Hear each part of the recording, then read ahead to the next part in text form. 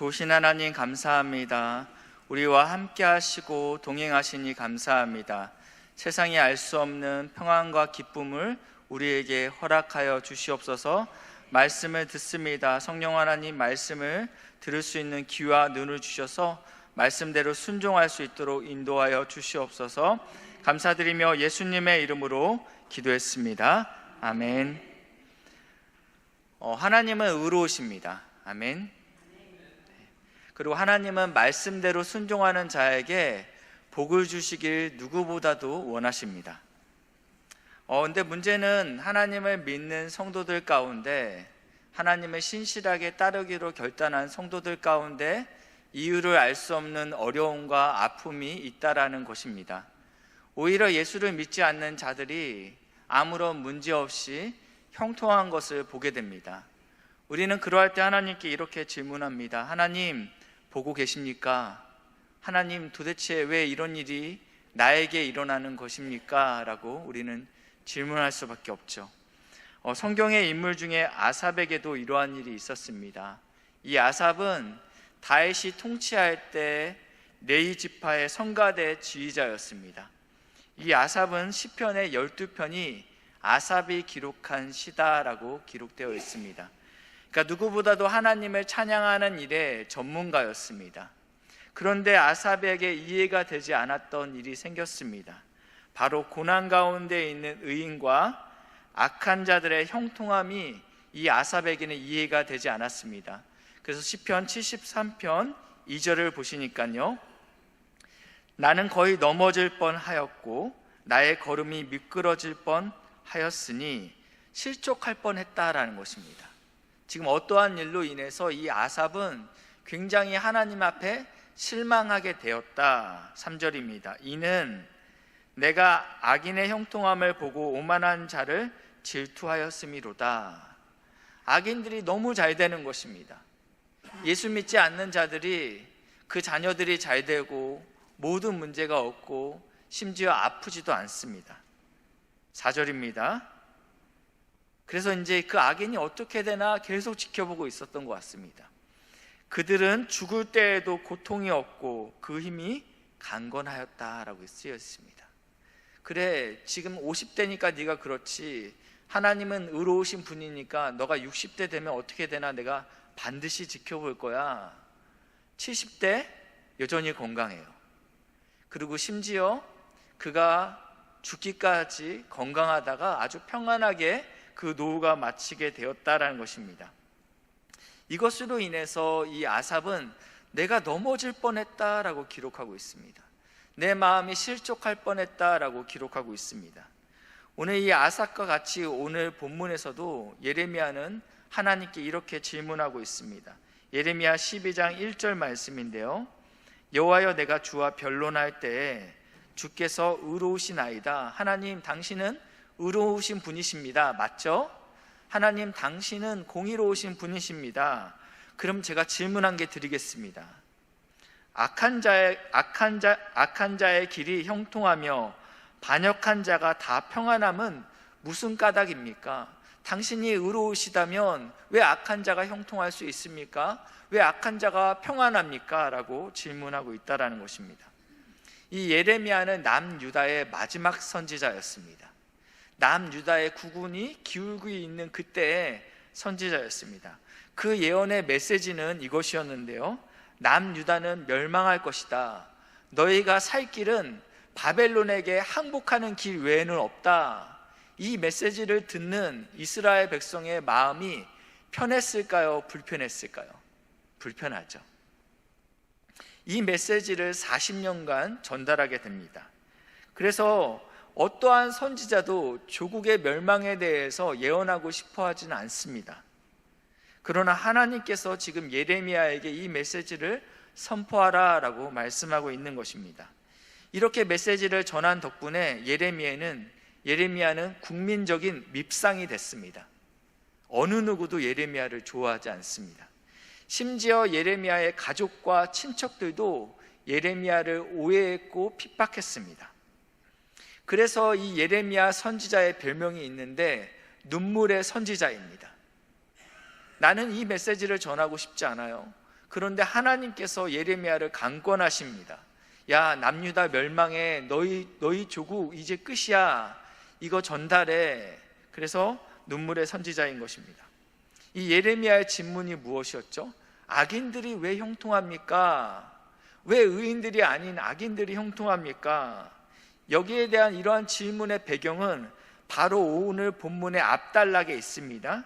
예레미야 11장 18절부터 23절 말씀인데, 제가 가지고 있는 성경에 이 단락의 제목이 있습니다.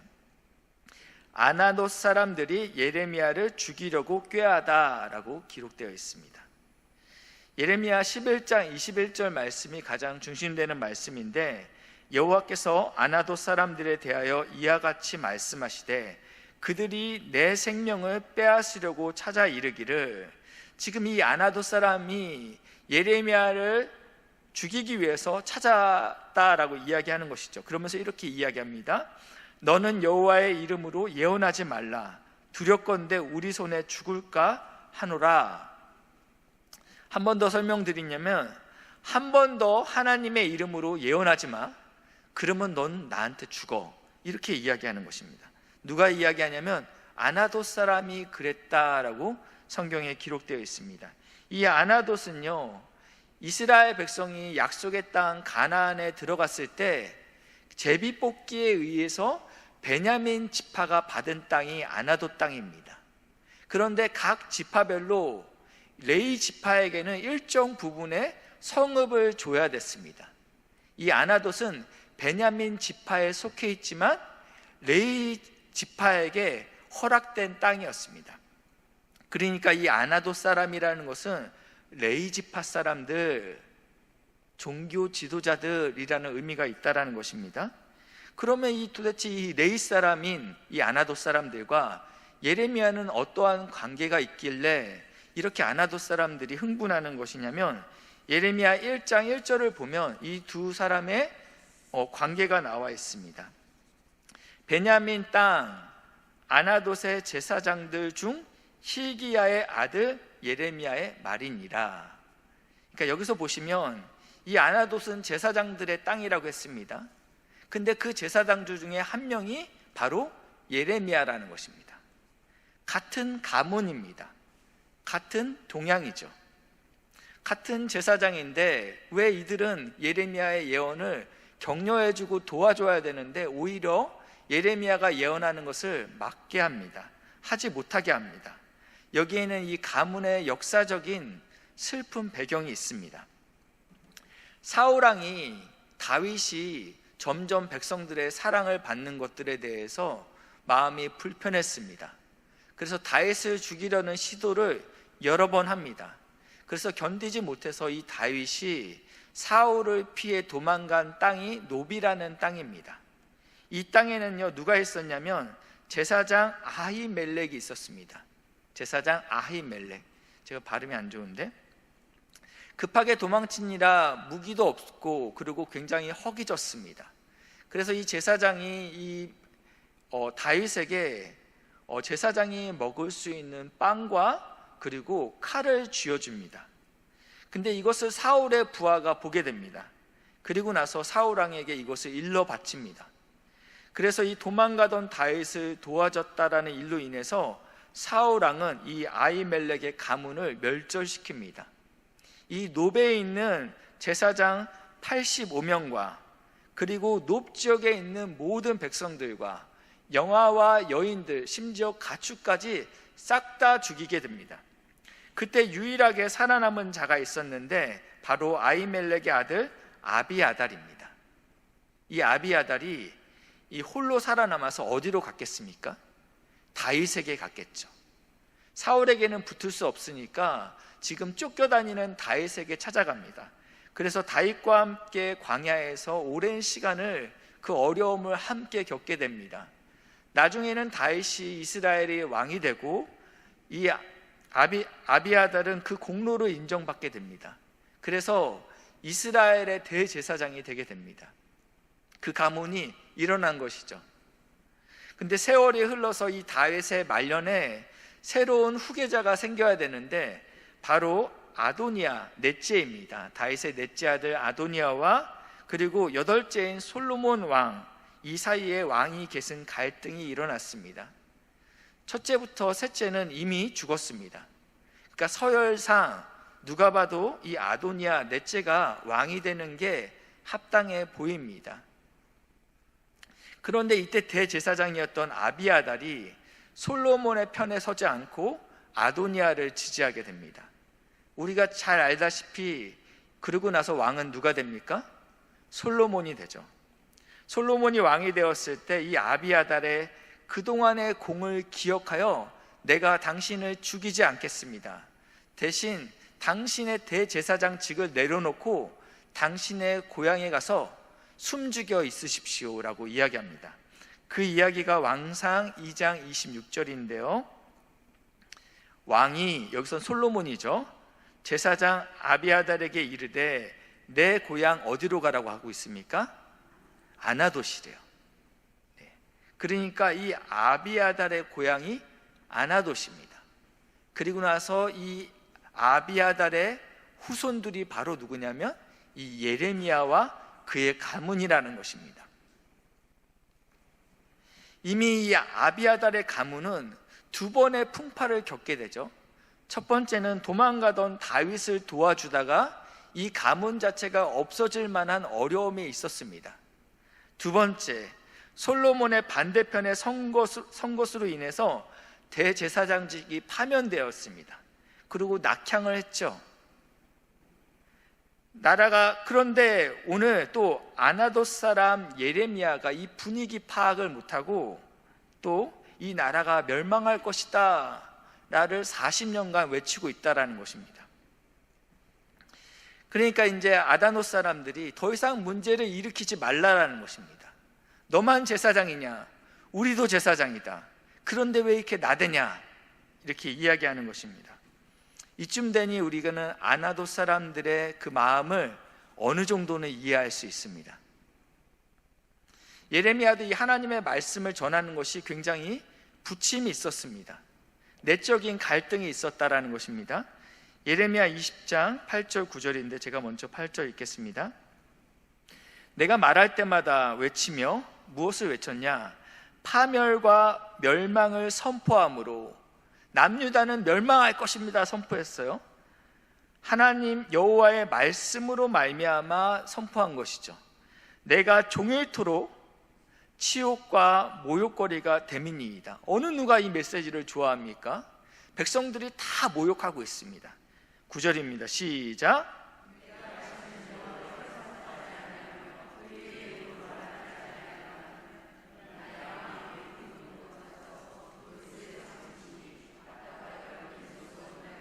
아멘. 예레미야는 하나님의 명령에 따라서 남유다의 멸망을 선포합니다. 그래서 그에게 돌아오는 것은 미움과 그리고 치욕이었습니다. 그래서 이제는 내가 입을 닫겠습니다. 하나님, 제가 이거 한다고 돈을 받나요? 하나님, 제가 이거 한다고 제가 어떠한 영예를 얻나요? 하나님, 나 이거 못하겠어요. 그래서 마음 가운데 내가 말하지 않기로 굳게 결단합니다. 그런데 그 마음 가운데 중심이 불붙는 것 같다라는 것입니다. 견딜 수 없다라는 거예요. 이것을 우리는 사명이라고 이야기합니다. 오늘도 우리는 많은 성도님들이 일주일에 딱 하루 쉬는 이 주일날 아침 일찍부터 교회에 나와서 예배를 드립니다. 또한 예배를 드릴 뿐만 아니라 주방에서 교사로, 성가대로, 주차로 또 어려운 봉사들을 감당하고 있습니다. 마음을 쓰고 있고 시간을 쓰고 있고 또 재정을 쓰고 있습니다. 그렇다고 누가 알아줍니까? 교회가 얼마나 말이 많은 곳인지 열심히 봉사하는 사람을 깎아내리는 일에 누구보다도 열심히 있죠. 그래서 열심히 봉사하는 사람들은 상처를 받게 됩니다. 말의 상처. 그래서 이런 생각, 내가 왜 이걸 하고 있지? 내가 왜 이것을 하고 있지? 그냥 나도 예배만 드리면 되는 거 아니야? 누가 나한테 돈 주는 것도 아닌데 내가 왜 남들한테 미움을 받고 있지? 이런 생각이 들 때가 있습니다. 그러나 우리가 계속 이 일을 감당하는 것은 우리 안에 하나님께서 계속적으로 감당할 수 있는 힘과 은혜를 주시기 때문입니다. 오늘도 이 어려운 자리에서, 사명의 자리에서 묵묵히 감당하시는 우리 귀한 믿음의 동역자들을 주님의 이름으로 축복합니다. 근데 이 사명의 자리가 어렵고 외롭고 그리고 고난이 따라옵니다. 그리고 오해를 받는 자리죠. 왜냐하면 예레미야가 그랬기 때문입니다. 그래서 이 예레미야는 자신의 답답함과 억울함을 주님께 가지고 나갑니다. 예레미야 11장 20절 말씀인데요, 공의로 판단하시며 사람의 마음을 감찰하시는 만군의 여호와여. 하나님은 뒷돈을 받지 않으시죠. 하나님은 공의로우신 분이시죠. 하나님은 그리고 속지 않으시는 분이죠. 사람은 속죠. 그러나 하나님은 우리의 내면을 아시는 분이기 때문에 속지 않으시죠. 나의 원통함, 나 마음 깨끗한 거 아시죠.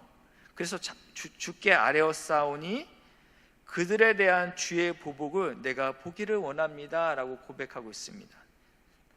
다른 성경에 보니까 이렇게 표현하고 있어요. 그들에 대한 하나님의 심판을 제가 두 눈으로 똑똑히 보기를 원합니다. 하나님 당신이 공의롭다면, 하나님 당신이 우리 내면을 명확히 아신다면 내가 의로운지 아시고, 그리고 저 악한 사람, 그 사람 하나님 그의 멸망을 제가 제 눈으로 보기를 원합니다 라고 이야기하고 있는 것입니다. 이 정도 이야기했으면 된 것 같은데 오늘 본문에 이어서 바로 12장 1절에 다시 한번 이야기합니다. 여호와여, 내가 주와 변론할 때, 이 단어는 법정 용어입니다. 내가 고소합니다. 하나님께 이 문제를 가지고 나가겠습니다. 하나님이 나의 재판관 되어 주십시오. 왜냐하면 당신이 의롭지 않습니까? 그러나 당신이 의로운 분 맞습니까? 내가 질문한 게 드릴게요. 그 질문은 바로 무엇이죠? 악한 자의 길이 형통하며 반역한 자가 다 평안하면 무슨 까닭입니까? 당신이 의로운 재판관인데 왜 악한 자들이 형통하고 평안합니까? 이 해결되지 않는 이 질문, 이러한 질문을 들었을 때 만약에 왜 이러한 질문을 반복해서 계속하는 것입니까? 자신의 현실이 너무 어둡기 때문입니다. 자신의 눈앞에 있는 이 현실이 감당할 수 없게끔 어렵기 때문입니다. 우리 성도들도 그렇습니다. 말씀과 기도를 통해서 하나님의 응답을 받았습니다. 내가 하나님 이 고난 이겨내겠습니다. 그러나 우리의 현실 앞에 또 놓였을 때 우리의 마음은 또 꼬꾸라집니다. 또 무너집니다. 그래서 우리는 또 하나님께 나오는 것이죠. 하나님, 도대체 왜 이 문제가 해결되지 않는 것입니까? 라고 구하는 것입니다. 공의의 하나님이시라면 이 문제는 해결돼야 되는 것 아닙니까? 하나님의 대답은 이렇습니다. 조금만 참아라. 너가 애쓰고 있구나. 고생한다. 내가 너의 마음을 알고 있다 라고 이야기하지 않으세요? 12장 5절 말씀인데요, 같이 읽겠습니다. 시작.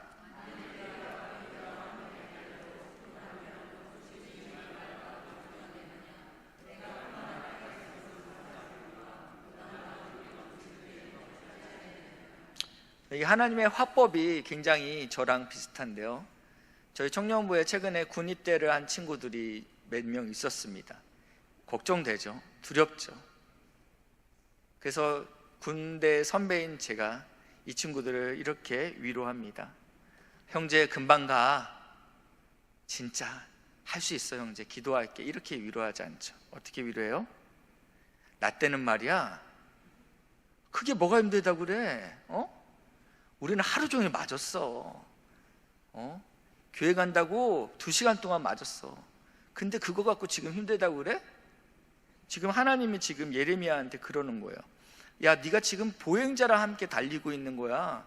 나중에는 말이랑 같이 뛰어야 된다? 근데 지금부터 헉헉대면 어떡하니? 야, 지금 있는 네 그 어려움 평안한 땅에 있는 거야.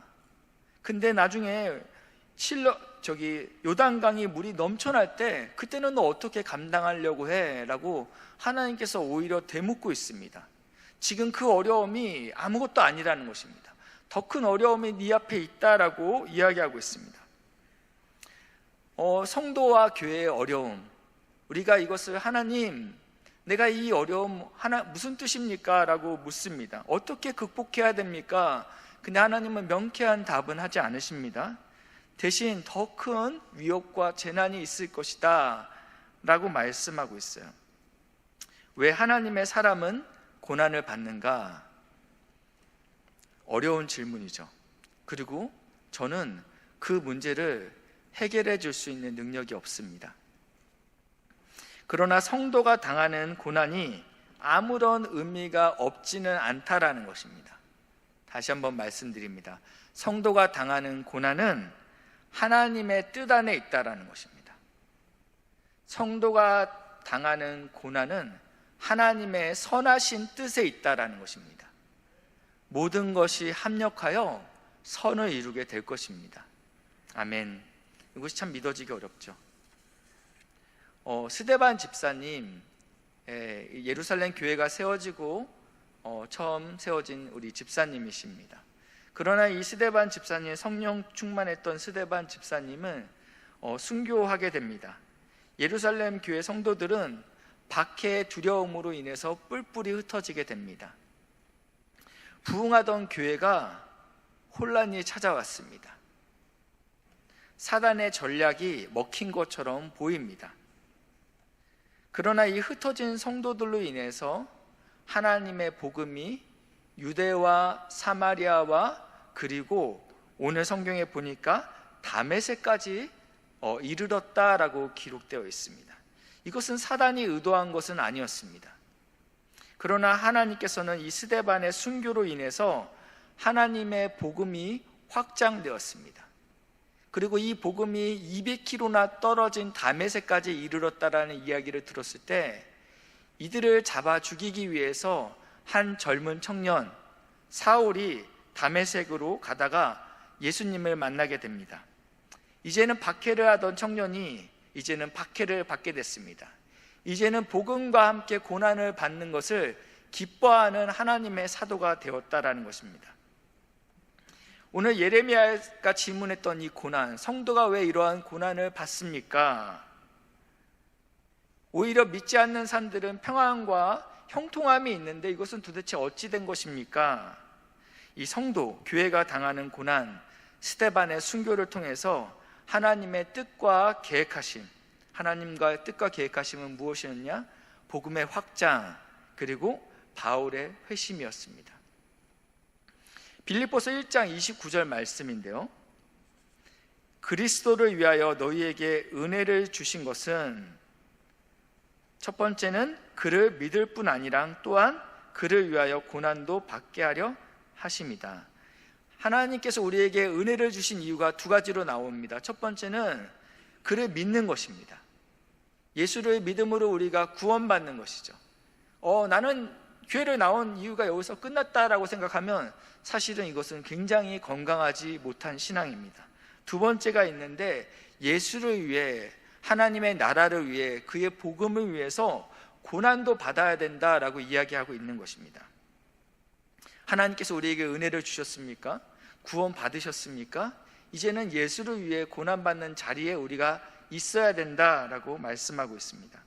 베드로전서 4장 12절 13절 말씀인데요, 사랑하는 자들아 너희를 연단하려고 오는 불시험을 이상한 일 당하는 것 같이 이상히 여기지 말고, 13절 시작.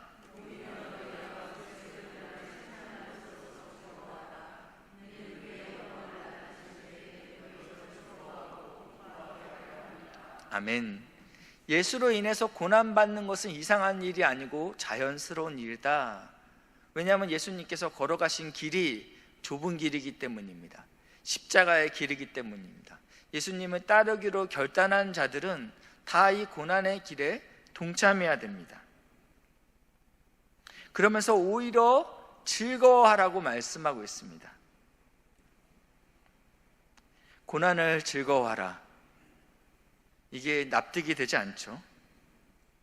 제가 설교 처음에 아삽에 대한 이야기를 말씀을 드렸습니다. 이 아삽은 의인이 왜 이러한 고난을 받고 악인은 왜 형통하고 평안합니까? 내가 이 일로 인해서 실족하겠습니까? 실족하겠습니다 라고 하나님께 질문을 던졌죠. 하나님을 경외하는 자, 왜 이렇게 어렵습니까? 왜 저들 하나님을 모르는 자들이 형통합니까? 하나님 의로우신 분이시라면서요, 하나님 마음의 뜻을 감찰하시는 분이시라면서요, 그렇다면 이러한 결과는 납득하기 어렵습니다. 하나님이 만약에 정말 의로운 분이라면 그 형통함, 그 복, 그 은혜 저한테 주셔야죠 라고 지금 묻고 있는 것이죠. 73편의 마지막 절에 이 아삽이 이렇게 기록하고 있습니다. 한번 같이 읽겠습니다. 시작.